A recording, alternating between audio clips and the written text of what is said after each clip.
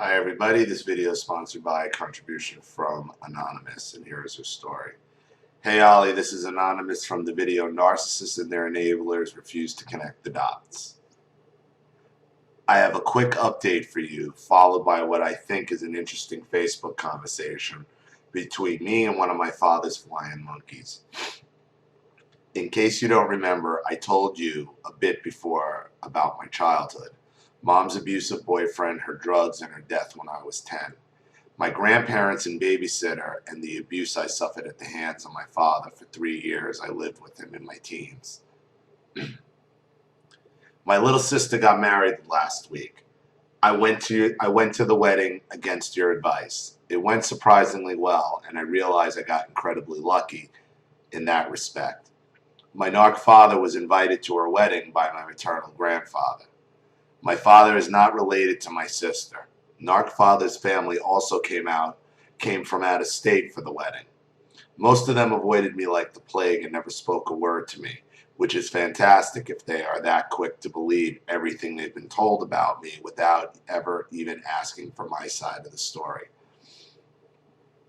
At one point, my current stepmom, the narc's fourth wife, confronted me and asked me to please let my kids see him.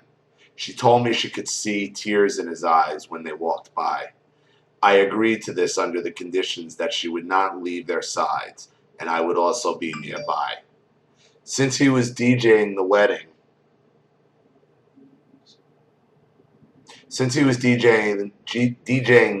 he was in a little gazebo full of speakers. That is where she took them.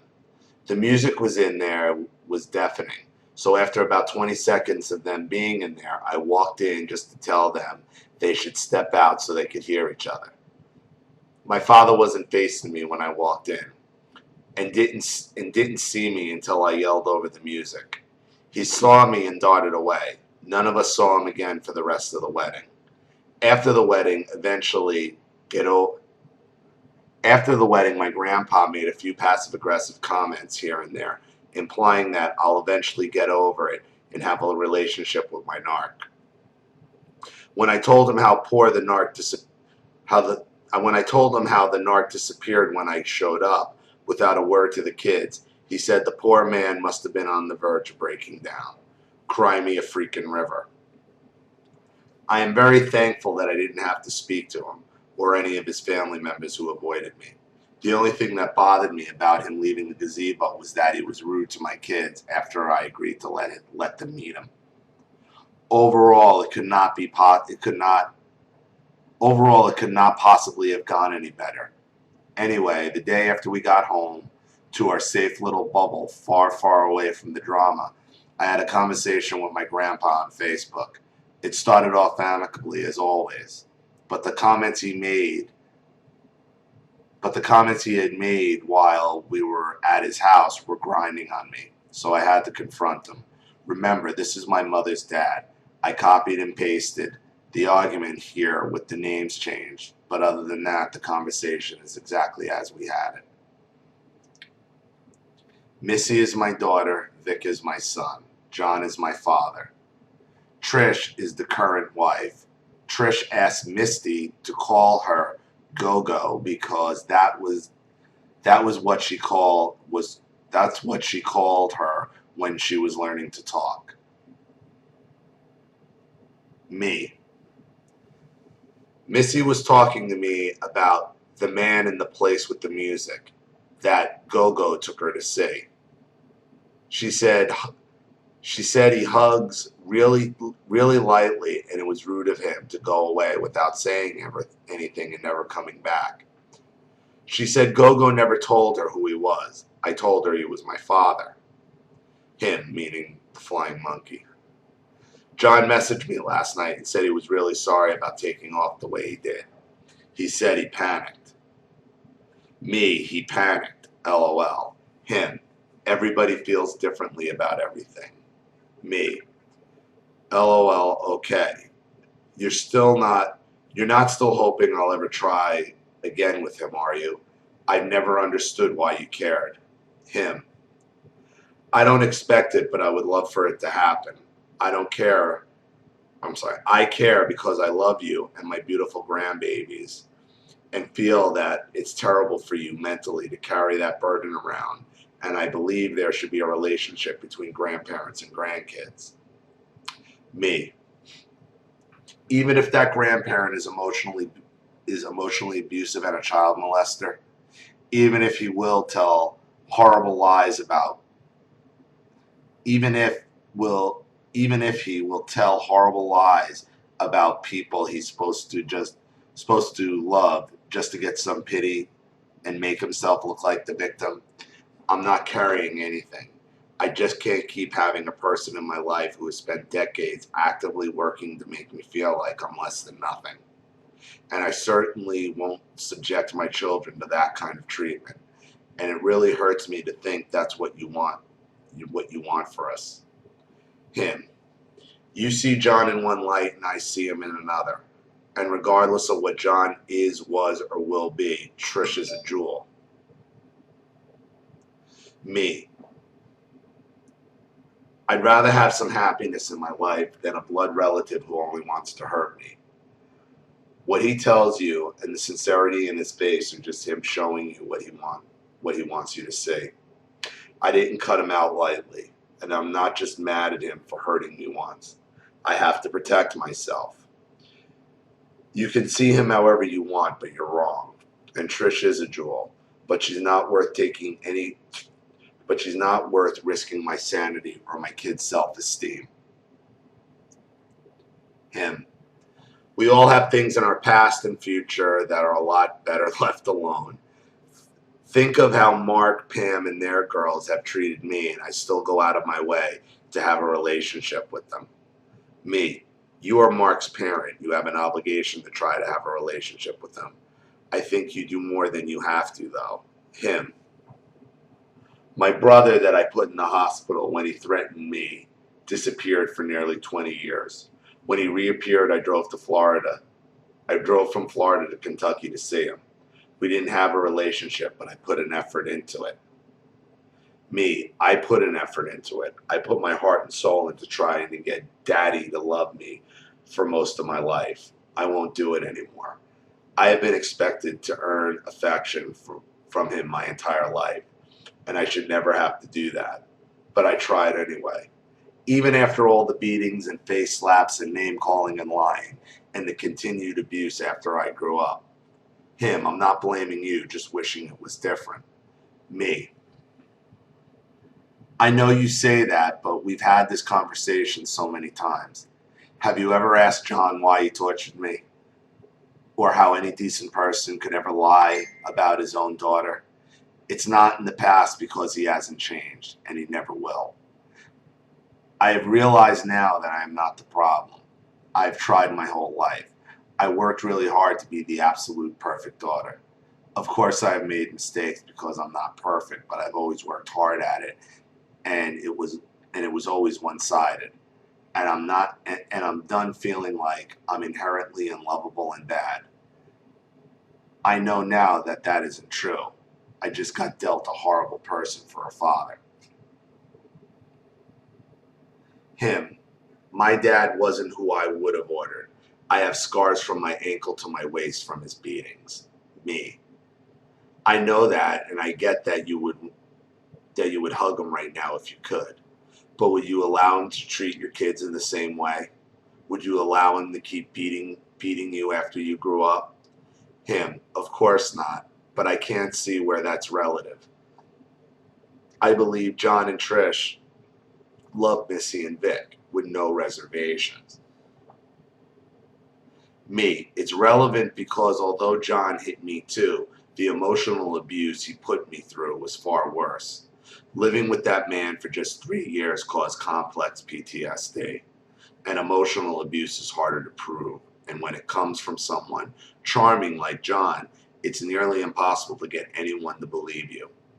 Allowing him back into our lives would be the same as giving him permission to continue his abuse on all of us. John lacks empathy. He's personality disordered and is incapable of love. You think you know him, but you know nothing about him.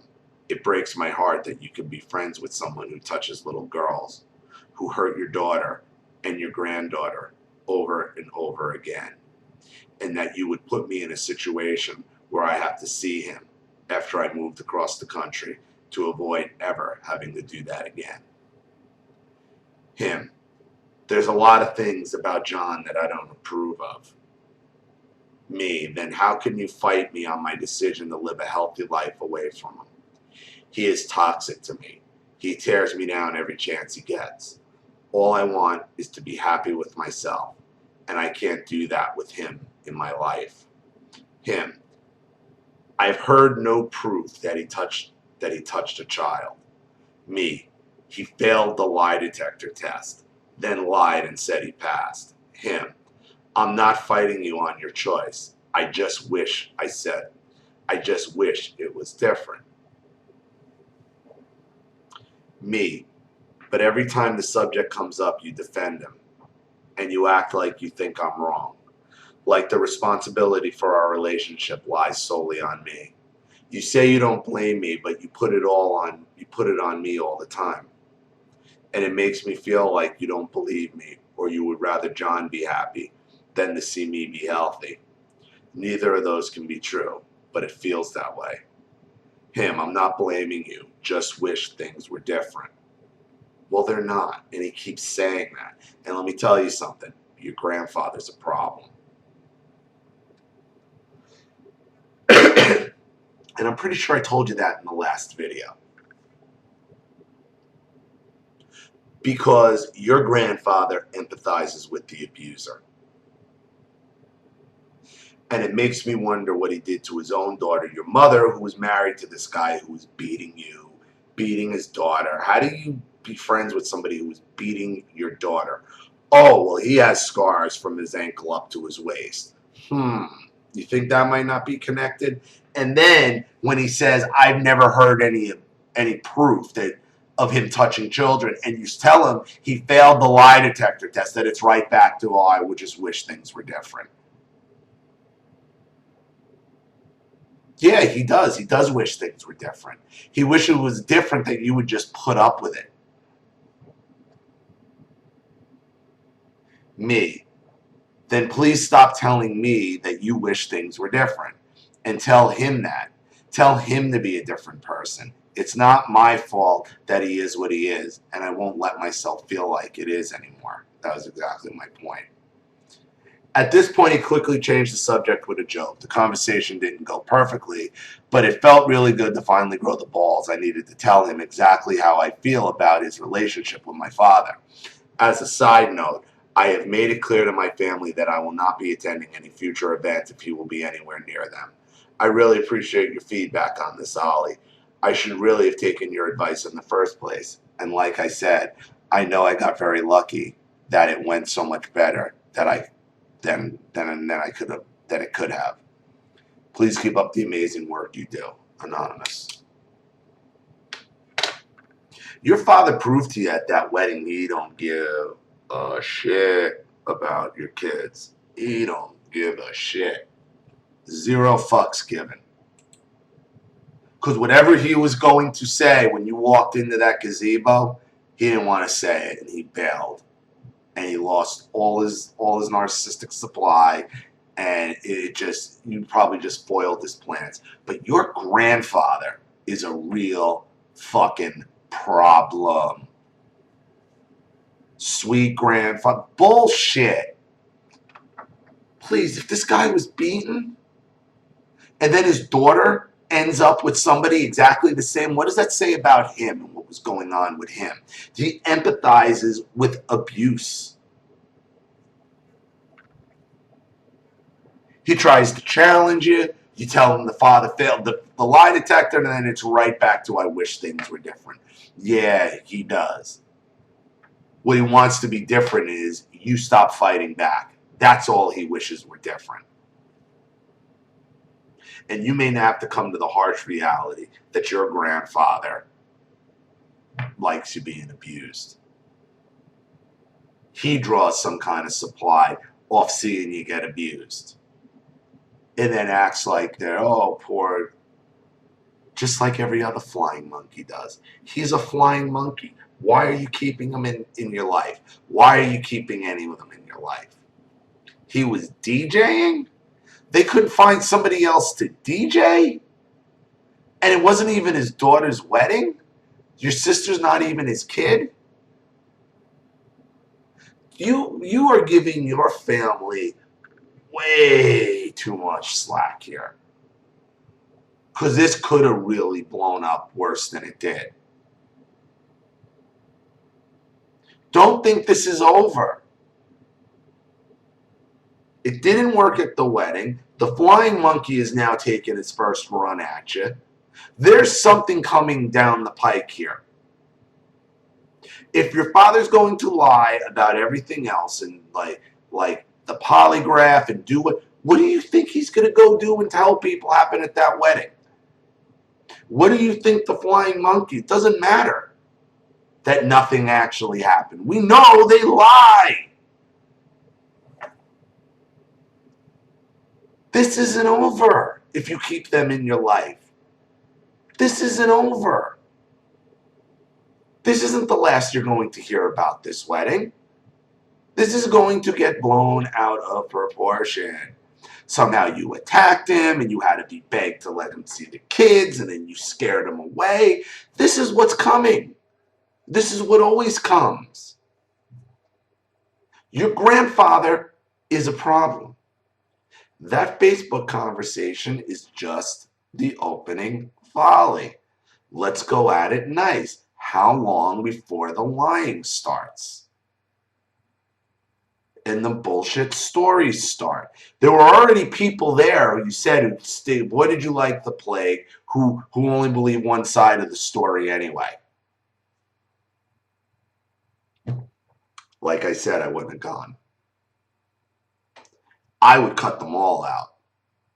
But if for some reason you don't, you need to stick to what you said, that you will not go to any family functions, anything that guy is at, period.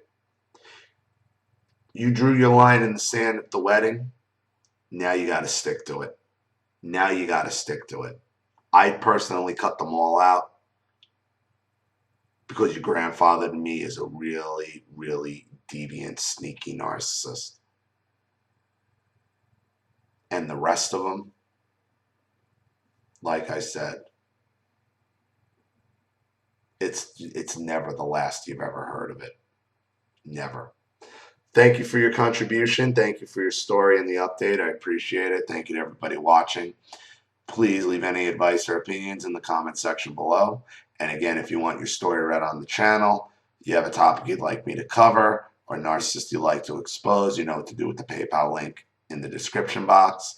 Please send your story to the email link in the description box as well, and I'll have the video right back to you. This is Ollie Matthews. Thanks for watching. See you all again soon. Bye.